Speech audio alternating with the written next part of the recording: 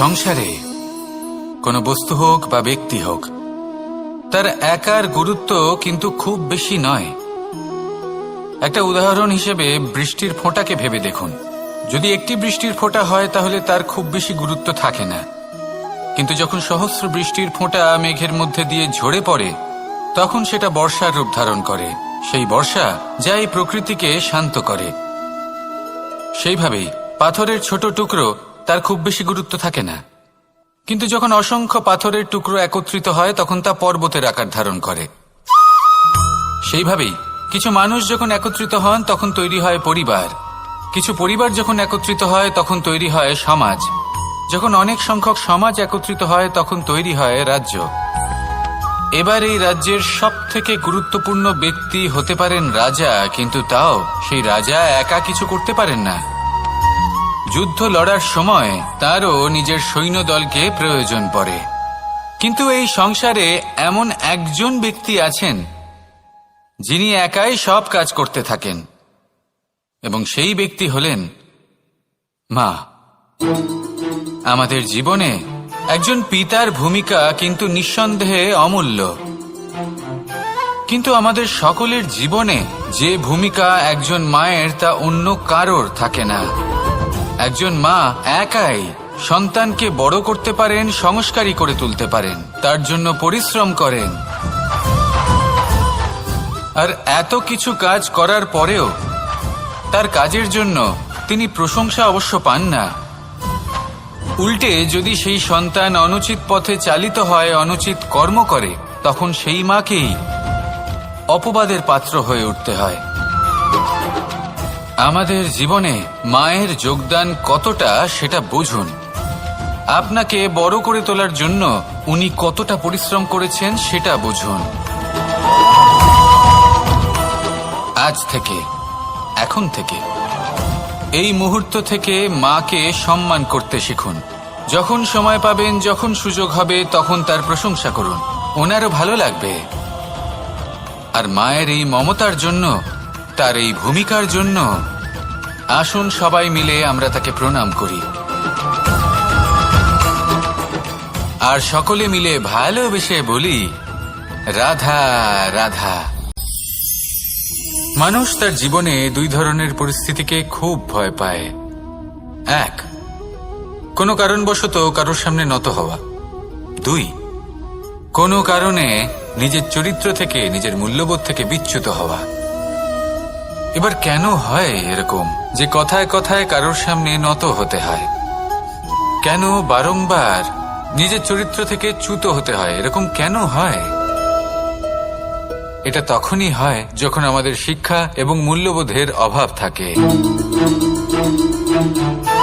যদি মানুষের মধ্যে প্রকৃত শিক্ষা থাকে তাহলে এই সংসারে কোনো সময় এবং কারোর সামনেই নত হওয়ার কোনো প্রয়োজন নেই। যদি মানুষের মধ্যে মূল্যবোধ থাকে তাহলে তাকে নিজের মূল্যবোধ বা চরিত্র থেকে বিচ্যুত হতে হয় না, তা সে যাই হয়ে যাক না কেন। কোনো বালককে যদি জন্ম থেকেই সুশিক্ষার অধিকারী করা হয়, শিক্ষিত করা হয়, মূল্যবোধের অধিকারী করা হয়, তবে সে এই সংসারে এমন কর্ম করবে যাতে সে নিজেকে, নিজের পরিবারকে, সমগ্র সমাজকে গর্বিত করতে পারে। শিক্ষা লাভ করুন, মূল্যবোধ লাভ করুন, এবং আমার সাথে ভালোবেসে বলুন রাধা রাধা। মানুষের মানসিকতা এমন হয় যে সে যতটা করে আশা করে যে তার থেকে অনেক বেশি তার বদলে সে পাবে। দেখুন, সবকিছুই আপনার ভাবনা চিন্তার উপর নির্ভর করছে। আপনি যদি ফলের বিষয়ে ভেবে কর্ম করতে থাকেন তাহলে সেটা অনুচিত। জীবনের আসল আনন্দ হলো নিজের কর্ম করতে থাকা, ফলের চিন্তা করা উচিত নয়। যদি আপনি এরকম ভাবেন যে আমি এতটা করছি, আমার এতটা পাওয়া উচিত, সেই ভাবনা অনুচিত। যদি আপনি সেবার মানসিকতা নিয়ে কর্ম করতে থাকেন, কর্মচক্রে প্রবাহিত হন, যদি আপনি এমন ভাবনা রাখেন যে আমি এতটা পাচ্ছি তাই এর থেকে অনেক বেশি আমি কর্ম করব, তাহলে নিশ্চিতরূপে আপনি যতটা করছেন তার থেকে অনেক বেশি আপনি পাবেন, আপনার আশার থেকে অনেক বেশি আপনি পাবেন। শুধু জীবনে অনেক বেশি কাজ করতে থাকুন, ফলের চিন্তা করবেন না। আর মনে রাখবেন, এই ভাবনাই সব থেকে বড় বীজ। কর্মের উপর বিশ্বাস রাখুন, জীবনে যা যা আপনি চান সবই সুখময় হবে। আসুন আর আমার সাথে ভালোবেসে বলুন, রাধা রাধা। আপনি কখনো পর্বতের শিখরে উঠেছেন? আপনি দেখতে পাবেন পর্বতের পদতলে প্রচুর সুন্দর ফুল রয়েছে, সবুজ বনানী রয়েছে। যত আপনি ওপরে উঠতে থাকবেন তত ফুল কমতে থাকবে, সবুজ বনানী কমতে থাকবে। আরো কিছুটা ওপরে উঠলে কাঁটা জাতীয় গাছ দেখতে পাবেন, শুকনো গাছ দেখতে পাবেন। আরো যদি ওপরে ওঠেন তাহলে পাষাণ দেখতে পাবেন। আরো উপরে উঠলে হিমখণ্ড দেখতে পাবেন। এই যে পর্বত, তা মনুষ্য জীবনের সব থেকে উত্তম উদাহরণ। মানুষ যখন সাফল্যের শিখরে পৌঁছতে চান, মহানুভবতার শিখরে পৌঁছতে চান, পথে যত আস্তে আস্তে উপরে উঠতে থাকেন ততই ভৌতিক বস্তু তার থেকে বিচ্ছিন্ন হতে থাকে। যদি তিনি সেই ভৌতিক বস্তুগুলি ত্যাগ না করতে পারেন তাহলে কখনোই সেই স্থানে পৌঁছতে পারবেন না। আর মানুষ যদি উচিত ত্যাগ করতে পারেন, পথে অগ্রসর হতে থাকেন, এগোতে থাকেন, তাহলে একদিন না একদিন তিনি মহানুভবতার, জ্ঞানের, সাফল্যের হিমের স্বাদ অবশ্যই লাভ করবেন। মনে রাখবেন, মানব জীবনের ত্যাগ হলো অত্যন্ত গুরুত্বপূর্ণ অংশ। আসুন আমার সাথে ভালোবেসে বলুন, রাধা রাধা। আপনি কখনো কোনো বাজকে নিজের বাসা বানাতে দেখেছেন? এই বাজ যখনই কোনো বাসা বানায় তখন উঁচু গাছের ডালে বা কোনো পর্বতের শিখরে বাসা বানায়, অনেক উচ্চতায়। আর সেখানে তার সন্তানও জন্মগ্রহণ করে। যখন এই সন্তানেরা জন্মায় তখন এই বাজ খুবই ভালোবেসে এবং খুব সাবধানে এদের পালন পোষণ করে। নিজের ঠোঁট দিয়ে তাদের ঠোঁটে খাবার পরিবেশন করে। কিন্তু যেই সেই সন্তানেরা হৃষ্টপুষ্ট হয়ে যায় এবং সেই কথা বাজ নিজে বুঝতে পেরে যায়, সেই বাজ নিজেই সেই বাসা ছিন্ন ভিন্ন করে দেয়। সেই সন্তান যাদের সবেমাত্র ডানা গজিয়েছে, কিভাবে উঠতে হয় তারা জানে না, সেই সন্তানগুলিকে উচ্চতা থেকে ঠেলে দেয়। সেই সন্তান প্রথমে ভয়ভীত হয়ে যায়। তারা সামনে মৃত্যুকে দেখতে পেয়ে ভয়ের কারণে তাদের ডানা ঝাপটাতে থাকে। আর সেই প্রক্রিয়াতেই সেই সন্তানগুলি উড়তে শুরু করে দেয়। এবার এই ঘটনায় আমরা কি শিক্ষা পেতে পারি? এটাই, যদি আপনি মাতা পিতা হন তাহলে নিজের সন্তানকে অবশ্যই স্নেহ করুন, কিন্তু তাদেরকে নিজের আঁচলের তলায় বেঁধে রাখবেন না। যদি আপনি চান আপনার সন্তান জীবনে উন্নতি করুক, তাহলে নিজের মুঠো থেকে তাদের স্বতন্ত্র করে দিন। এই সংসারে সংঘর্ষ করতে দিন। সেই সন্তান নিজেই বুঝতে পারবে যে জন্মের সময় পাওয়া ডানা কি করে ব্যবহার করতে হয়। আর আপনার চোখের সামনে আপনার সন্তান এই আকাশে উড়তে থাকবে। তাহলে আসুন আমার সাথে ভালোবেসে বলুন, রাধা রাধা। এই সংসারে সব থেকে বড় ব্যক্তি কে? আপনি বলবেন, এ কেমন ধরনের প্রশ্ন? কিন্তু এটা হলো সব থেকে উচিত প্রশ্ন। কেউ এর উত্তর দেবে যে সেই মহাপ্রতাপী রাজা, তিনি হলেন সব থেকে বড় ব্যক্তি, সেই বড় রাজনীতিবিদ, তিনিই সব থেকে বড় ব্যক্তি। আমি আপনাকে জানাই যে সংসারের সব থেকে বড় ব্যক্তি হলেন তিনি, যার সাথে দেখা করলে আপনি নিজেকে ছোট মনে করবেন না। কোনো ব্যক্তি যিনি সব থেকে বেশি শক্তিশালী, আপনি যদি তার সামনে যান তাহলে উনি আপনার অন্তরের শক্তিকে বাইরে বের করে আনবে। আপনার অন্তরে লুকিয়ে থাকা শক্তিকে জাগ্রত করতে প্রেরণা প্রদান করবে। তিনি হলেন বড় ব্যক্তি, তিনি হলেন মহান ব্যক্তি। তিনি নন যিনি নিজের বল এবং ঐশ্বর্য দ্বারা আপনাকে তার সামনে ছোট প্রমাণ করবেন। এবং সেই জন্য মহাদেব আমার আরাধ্য হলেন আমার খুব প্রিয়। কারণ রাজা হোক বা ফকির, কেউ যদি ওনার সামনে যান তাহলে সে নিজেকে ছোট মনে করেন না। আপনিও যদি জীবনে অনেক বড় হতে চান তাহলে কাউকে কখনো নিজেকে ছোট মনে করতে দেবেন না। তার অন্তরে বড় হয়ে ওঠার প্রেরণা প্রদান করুন। আসুন আমার সাথে ভালোবেসে বলুন, রাধা রাধা। সূচের শেষে একটি ছিদ্র থাকে যার দ্বারা আমরা এই সুতো পরাতে পারি।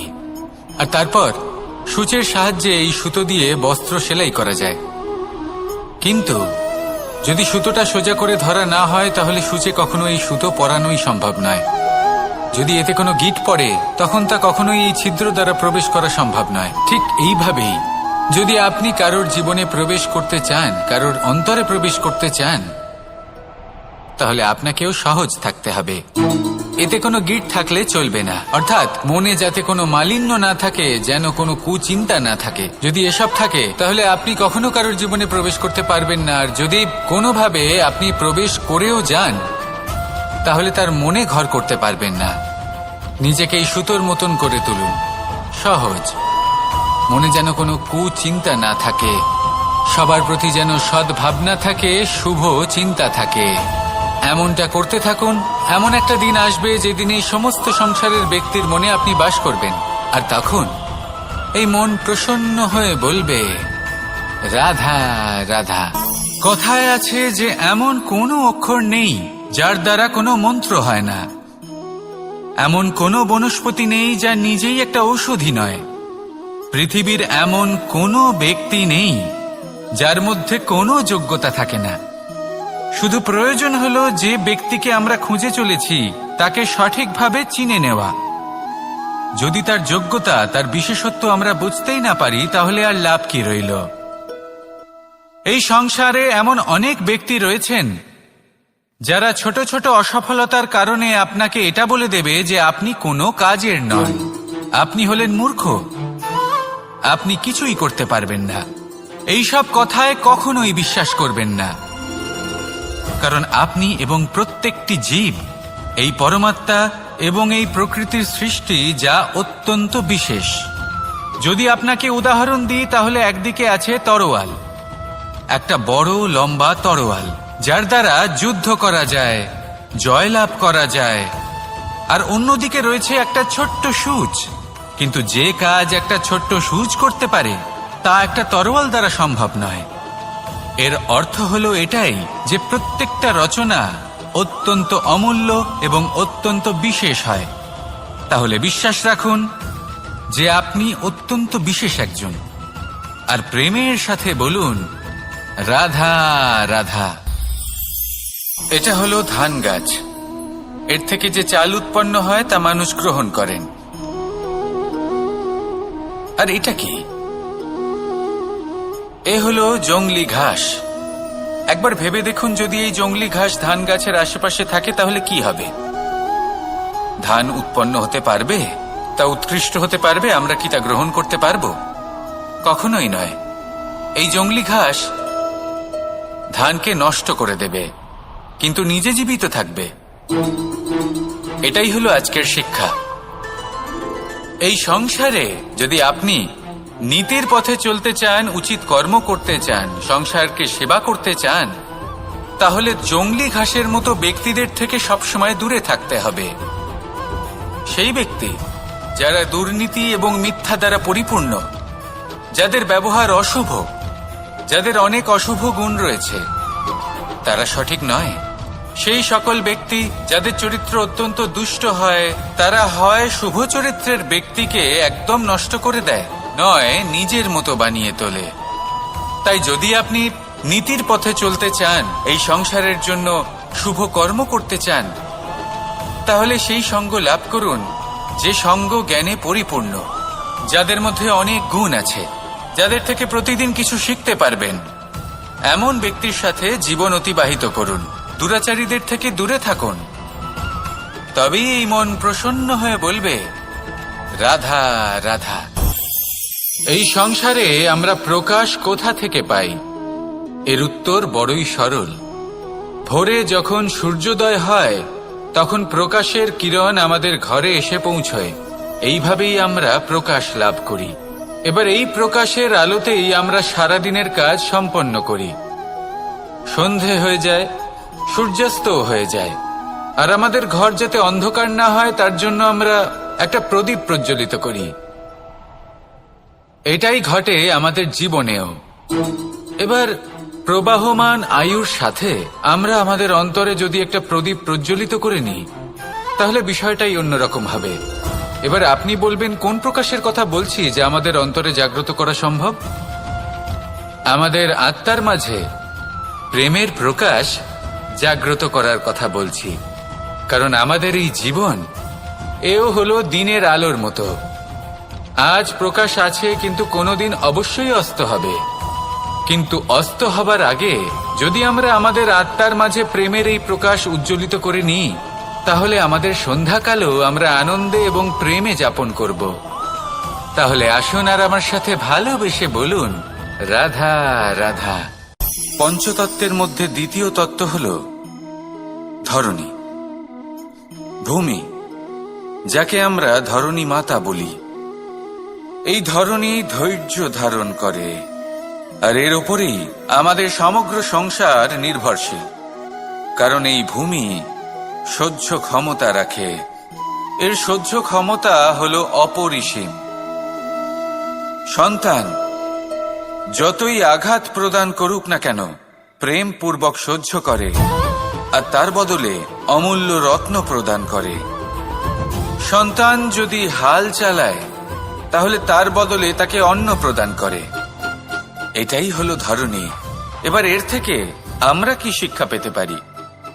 এটাই যে কারোর জন্য কিছু করা বা কাউকে কিছু দেওয়া মনে কোনো কামনা ছাড়াই। আর এই কথাটা বুঝে যান, যদি কারোর জন্য কামনা না রেখে বা কোনো পাওয়ার আশা না রেখে কারোর জন্য কিছু করেন বা কারোকে কিছু দেন, যদি এটা আপনি শিখতে পারেন, তবে আপনি ভালোবাসতে শিখে গেছেন। আর সেই জন্যই এই ধরিত্রীকে মাতা বলা হয়। কারণ মাতা শুধু উনি নন যিনি গর্ভে সন্তানকে ধারণ করেন, মাতা তো উনিও যিনি জীবন বাঁচতে শেখান, যিনি জীবন বাঁচার উদাহরণ প্রদান করেন। তাহলে ধরণীর থেকে এই নিঃস্বার্থ ভাব শিখুন, নিঃস্বার্থ ভালোবাসা শিখুন, আর এই ভালোবাসার সাথেই বলুন, রাধা রাধা।